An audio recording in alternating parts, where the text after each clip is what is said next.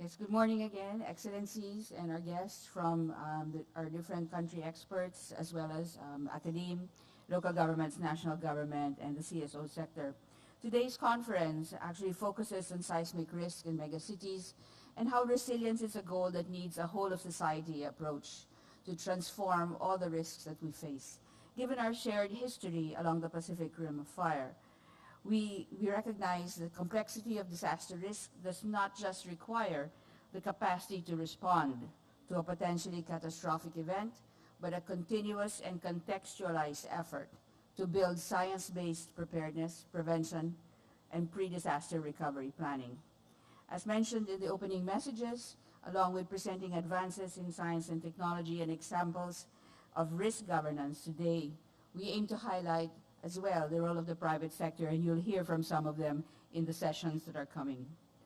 Moreover, this conference is a critical opportunity to recall and assess the progress we have made on achieving the priorities of the Sendai Framework for Disaster Risk Reduction, understanding risk, investing in disaster risk reduction for resilience, strengthening risk governance, and enhancing preparedness through building back better, and other agreements such as our commitment as well to Sustainable Development Goals.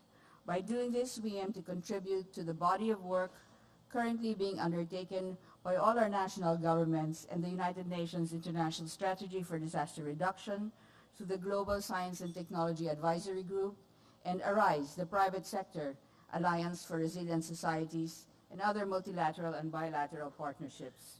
The program, as you have seen in your folio, has three main sections: identifying, understanding, and reducing risk.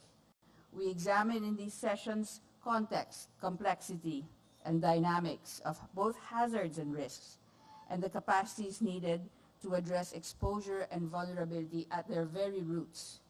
Specifically, we should not only consider the number of institutional actors, the kind of actors that we have, research studies, technologies, and tools, but also organizational behaviors and cultures, local knowledge, and attitudes of stakeholders and decision makers towards risk. To do this, we are privileged today to have some of the leading disaster experts in the fields of natural, social, and industrial science, as well as policy and decision makers and practitioners. During the workshop session, we encourage you all to work together to identify gaps, priority actions, as they have emerged in the three main sessions, and any ideas that you may have as the discussions are ongoing. Please do share these, and we hope to come together and do a comprehensive synthesis at the end of the day. We have also added a fourth session to reflect on the plenary discussions, as well as identifying possible strategies and modalities for multi-stakeholder cooperation. And this covers not just national, local, different sectors, but also issues such as HADR and how to bring science into action in all fields of disaster risk reduction.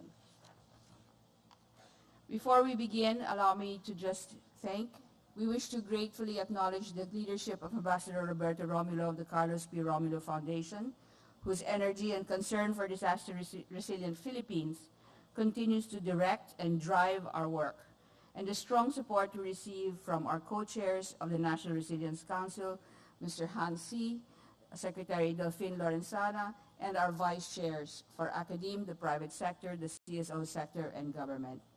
We also wish to cite the support leading up to this conference of Chairman Danny Lim and the MMDA, USEC Rene Solidum, and FIVOX and their team, who has tirelessly continued to work despite everything that is going on to work with us at the conference. Dr. Hayashi of NIED, Dr. Wei Sin Lee, and Dr. Chen of NCDR for their substantive and critical contributions, coordination, and guidance on the design of the conference program. Mr. Joseph Curry of the USAID OFTA, Mr. Wu Chong and Dr. Charlie Benson of the ADB. Thank you very much. Today we have participants from national government, local government, international partners, private sector, academe, and the CSO community. May we all have a very fruitful discussion ahead. Thank you very much.